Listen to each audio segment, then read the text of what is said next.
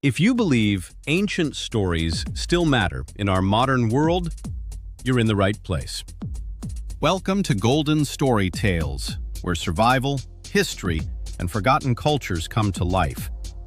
Make sure to like this video, subscribe, and turn on notifications, because our next journey might take us deeper into the wild than ever before. And remember, every land has a story. We're here to tell it. In the heart of northern Tanzania, where the Great Rift Valley carves its ancient path across the continent, there lies a lake that time seems to have forgotten. Lake Eyasi, shallow, alkaline, and shimmering beneath an equatorial sun, sits cradled between the Ngorongoro highlands and the vast Serengeti plains. This is a landscape shaped by volcanic forces over millions of years. During the dry season, the lake retreats to little more than a dusty salt flat. In the rains, it swells back to life, drawing flamingos and wildlife to its shores. But it is the people who live here that make this place truly extraordinary. Along the rocky shores and in the surrounding bushland live the Hadzabe, one of the last remaining hunter-gatherer peoples on Earth. Numbering fewer than 1,000, they have inhabited this region for tens of thousands of years, making them one of the oldest lineages of modern humans. Each morning before dawn, the men set out with hand-carved bows and arrows tipped with poison, hunting birds, baboons, and small game in the surrounding bush. It is a practice passed down through countless generations, a living thread connecting the present to the deep past of our species. The women and children gather tubers, wild berries, and baobab fruit from the surrounding woodland. The Hadzabe speak Hadzane, a click language with no known relation to any other tongue on Earth. Each sharp consonant is a reminder that this culture predates the very concept of civilization. The Hadzabe own almost nothing and share almost everything. There are no chiefs, no rigid hierarchies, no calendars. They live entirely in the present, moving camp when the land tells them to, taking only what they need. It is a way of life that most of humanity abandoned 10,000 years ago. But the Hadzabe are not alone at Lake Eyasi. Nearby live the Datoga, a proud pastoralist tribe with a markedly different way of life. Where the Hadzabe hunt, the Datoga herd cattle. Where the Hadzabe forage, the Datoga forge. The Datoga are renowned blacksmiths, heating scrap metal over charcoal fires and hammering it into arrowheads, bracelets, and knives. These handcrafted tools are traded with the Hadzabe and other neighboring communities, a quiet economy that has endured for centuries. Their women wear elaborate brass decorations and bear intricate facial scarifications that mark their identity and lineage. Theirs is a culture built around cattle, which represent wealth, status, and spiritual significance. The Datoga have their own oral traditions, their own dances, and their own fierce sense of independence. Like the Hadzabe, they have resisted absorption into the modern Tanzanian mainstream. Together, these two tribes represent something rare and precious, a living example of how human beings can exist in balance with their environment. For thousands of years, the Hadzabe and the Datoga have drawn sustenance from this landscape without depleting it. The land gives, and they give back. The Hadzabe hunt only what they can eat. They gather only what will regrow. They set no fences and claim no territory. It is a form of sustainability that modern science is only now beginning to fully understand, and one that puts our own consumption into uncomfortable perspective. But this ancient equilibrium is under threat. In recent decades, pastoralist expansion, commercial farming, and government resettlement schemes have steadily encroached upon Hadzabe and Datoga lands. The bush they depend on is being cleared. The game they hunt is disappearing. Tourism, too, is a double-edged sword. While it brings income and international attention, it also risks turning living cultures into performances.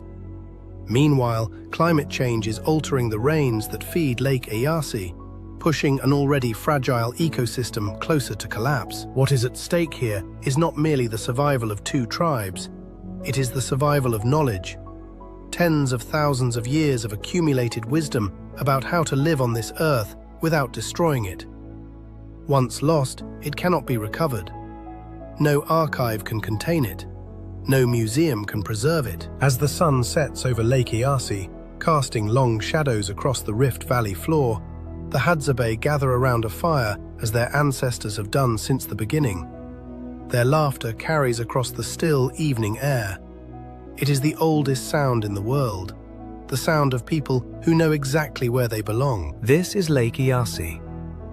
This is where humanity remembers what it once was, and perhaps what it still could be. Imagine waking up tomorrow with no phone, no house, no job, no money, no grocery store, no government, no clock telling you when to be somewhere. For most of us, that sounds like a nightmare. But for the Hadzabe people of northern Tanzania, that's just called Tuesday. The Hadzabe are one of the last true hunter-gatherer tribes on Earth. There are only about 1,000 of them left, living near the shores of Lake Eyasi in the Great Rift Valley. And here's the thing. They've been living this way for tens of thousands of years. While the rest of humanity built cities and invented the internet, the Hadzabe just kept doing what works. Their daily life looks nothing like ours. There are no farms, no livestock, no crops growing in neat little rows. Every single day, they wake up and find their food from scratch. The men hunt with handmade bows and arrows. The women gather wild berries, dig up tubers, and collect baobab fruit. That's it. That's the whole economy. And the hunting. This is where it gets incredible. Hadzabe hunters are some of the most skilled trackers on the planet. They can read footprints in the dirt the way you or I read a text message. They know which animal passed through, how long ago, whether it was injured, and which direction it went. It's like a sixth sense, except it's not. It's a lifetime of paying attention. When they spot their target, the patience kicks in. They can stalk an animal for hours, moving in complete silence through thick brush and scorching heat. Their arrows are tipped with poison made from the sap of the desert rose plant. One well-placed shot, and they wait. The poison does the rest. It's not flashy, it's not fast, but it is devastatingly effective. Now here's something that might surprise you. When a hunter brings back a kill, he doesn't get to keep it. The meat is shared with the entire camp. Everyone eats, no exceptions, no special portions for the guy who made the shot. This isn't charity. It's the foundation of how their society works. The Hadzabe have no chiefs, no leaders, no hierarchy. Decisions are made collectively. If you don't like what your camp is doing, you just leave and join another one. There's no contract, no guilt trip. It's a level of personal freedom that most modern societies can't even imagine. Their relationship with the natural world is something else entirely. The Hadzabe don't just live in nature, they understand it on a level that would put most ecologists to shame. They know which plants heal, which roots are safe to eat, which trees hold honey inside. They take only what they need, and they've sustained themselves this way since before the pyramids were built. And then there's their language. The Hadzabe speak Hadzane, and it's one of the most fascinating languages on the planet. It's a click language, full of sharp popping and clicking sounds that are nearly impossible for outsiders to replicate. But here's the wild part. Hadzane isn't related to any other known language family on Earth. It's a linguistic island, a living artifact of human communication that predates almost everything we know. But this way of life is under threat. Over the past few decades, farming communities and pastoralists have been steadily encroaching on Hadzabe land. The bush they've hunted in for millennia is being cleared for cattle and crops. Tourism brings in some income, but it also brings disruption. Outsiders showing up to watch the Hadzabe hunt like it's a performance. Some Hadzabe have been pushed to the margins of their own territory. Land that was once open and shared is now fenced off and claimed. And the Tanzanian government, while recognizing them, hasn't always prioritized protecting their way of life. It's a story that's played out across indigenous communities worldwide, and it's happening right now. So what do we take from all this? Maybe it's the reminder that humans thrived for hundreds of thousands of years without any of the things we think we need. That community doesn't require institutions. That sustainability isn't a buzzword. It's something the Hadzabe have practiced since before we had a word for it. In a world obsessed with more stuff, more speed, more noise, the Hadzabe are living proof that less can be enough, that happiness doesn't require accumulation, and that sometimes the most radical thing you can do is simply live the way humans were designed to.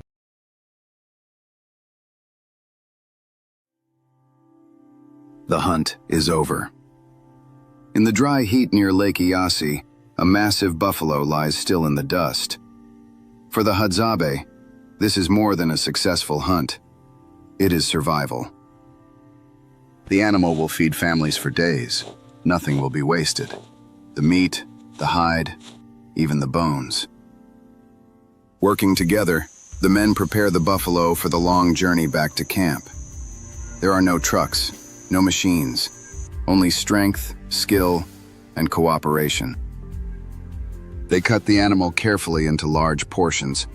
Heavy sections of meat are lifted onto their shoulders. Wooden poles are used to balance the weight. Each step is slow and deliberate. The African sun presses down. The earth is dry and uneven. But they move forward without complaint. This is how their ancestors carried food for thousands of years. Muscles strain, sweat runs down their faces. Yet there is pride in their eyes. Because today, the camp will eat well. Back at camp, smoke will rise into the sky. Children will gather. Elders will share stories. The buffalo becomes more than food. It becomes community. It becomes celebration. In a world driven by supermarkets and packaging, the Hadzabe still carry their survival on their shoulders. Every hunt reminds them of their connection to the land. Every step back to camp honors generations before them. Here, survival is not convenience. It is effort. It is unity. It is tradition. Under the vast Tanzanian sky, the Hadzabe walk together, carrying not just meat, but the weight of an ancient way of life. As the sun rises over Lake Eyasi, the Hadzabe hunters return from the bush. Their footprints fade into the dry earth, but their story continues across the land. Beyond the rocky hills and acacia trees lies a different world, a world of open plains, moving cattle, and warriors dressed in red. This is the land of the Maasai. While the Hadzabe remain hunter-gatherers, the Maasai built their identity around livestock. Two cultures, two survival strategies. One shared African landscape. For centuries, these communities have lived within reach of one another, sometimes trading, sometimes competing, always adapting. The Hadzabe do not farm. They do not raise animals. Everything they eat comes from the wild. Men hunt antelope and baboon with handmade bows tipped in poison. Women gather berries, baobab fruit, and dig for tubers beneath the dry soil. Honey is one of their greatest treasures. Using calls and smoke, they work together with honey guide birds to find hidden hives. Their camps are temporary. When food becomes scarce, they move. No permanent houses, no modern roads. Just the rhythm of nature guiding every decision. But change is slowly reaching even here. Tourism, farming expansion, modern government policies. The Hadzabe now stand at a crossroads between tradition and survival in a modern nation. Travel east from Lake Eyasi and the landscape opens wide. The grass stretches toward the horizon. Cattle bells echo in the distance. The Maasai are pastoralists. Their wealth is measured in cattle. Their villages, known as enkangs, are built in circles to protect livestock from predators. For the Maasai, cows are more than food. They are status, security, and identity. Young men train as warriors, once known as lion hunters. Today, their battles are different. Land rights, education, modern pressures. Like the Hadzabe, the Maasai face a changing world. But unlike the Hadzabe, they herd and migrate with animals rather than follow wild game. Two neighboring tribes, two distinct survival systems. Water is life here. Drought can threaten both hunter and herder. Climate change is making dry seasons longer. As farms expand and conservation areas grow, traditional lands shrink. The Hadzabe search for wild food in smaller territories. The Maasai compete for grazing land. Yet despite these pressures, both cultures endure. Their resilience is rooted in generations of knowledge. Knowledge no textbook can fully capture. From the rocky shores of Lake Eyasi to the open savannas of Maasai country, the story of survival in Tanzania is still being written. The Hadzabe remind us of humanity's oldest way of life. The Maasai show us strength through community and tradition. Different paths, same land.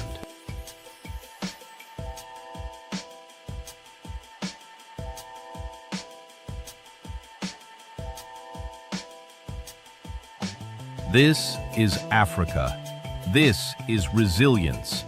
This is survival. Beyond the red-cloaked Maasai warriors, beyond the endless savanna, a white crown rises above the African sky. At first, it appears like a cloud floating above the horizon, but as the air clears, its shape becomes unmistakable. This is Mount Kilimanjaro, the tallest mountain in Africa, standing at 19,341 feet above sea level. A giant, born of fire, now wrapped in ice. Kilimanjaro rises alone, a giant no surrounding among mountain giants. range, just A symbol one of massive Africa's raw volcanic power peak and natural dominating beauty. the land. At its base, elephants roam through green forest.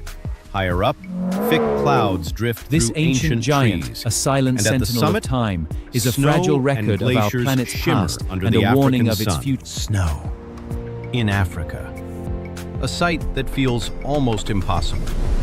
Yet for centuries, this frozen summit has watched over the tribes below. Communities like the Chaga people have lived on the fertile slopes for generations. Farming and family The melting are still snow very much feeds alive. rivers. Those rivers nourish farms and villages. From hunter-gatherers near Lake Eyasi, to Maasai herders crossing the plains, to farmers cultivating rich volcanic soil, Kilimanjaro connects them all. But the ice on at the top Kilimanjaro of is melting at a Kilimanjaro rate is that is shrinking. hard to comprehend. Scientists What warn was the once a glaciers symbol may of great disappear natural within beauty decades. is now a sobering reminder Climate of change the is impacts of our rewriting choices. even the oldest landscapes. The snow that Time once erodes seemed eternal even the mightiest of structures. now stands fragile against time. A reminder Just like of our the own ancient fragile place in cultures the below. world. From the Hadzabe's bows and arrows, to the Maasai's cattle and crimson robes, to the silent snow of Kilimanjaro. This land tells a story of endurance, a story of adaptation, a story of survival. Africa is not just wildlife and landscapes. It is living history. It is resilience carved into earth and ice. As the sun sets behind Mount Kilimanjaro, the plains glow gold. The wind moves softly through the grass, and the mountain stands silent, watching over the past and the future. From Lake Eyasi to the Maasai Plains to the roof of Africa, this is survival. This is heritage. This is Tanzania. If you were inspired by this journey across Africa, make sure to like this video and subscribe to Golden Story Tales. We explore the world's most powerful survival stories, from remote tribes to extreme landscapes to histories that refuse to fade. Hit subscribe, turn on notifications, and join us on our next adventure, because every land has a story, and we're here to tell it.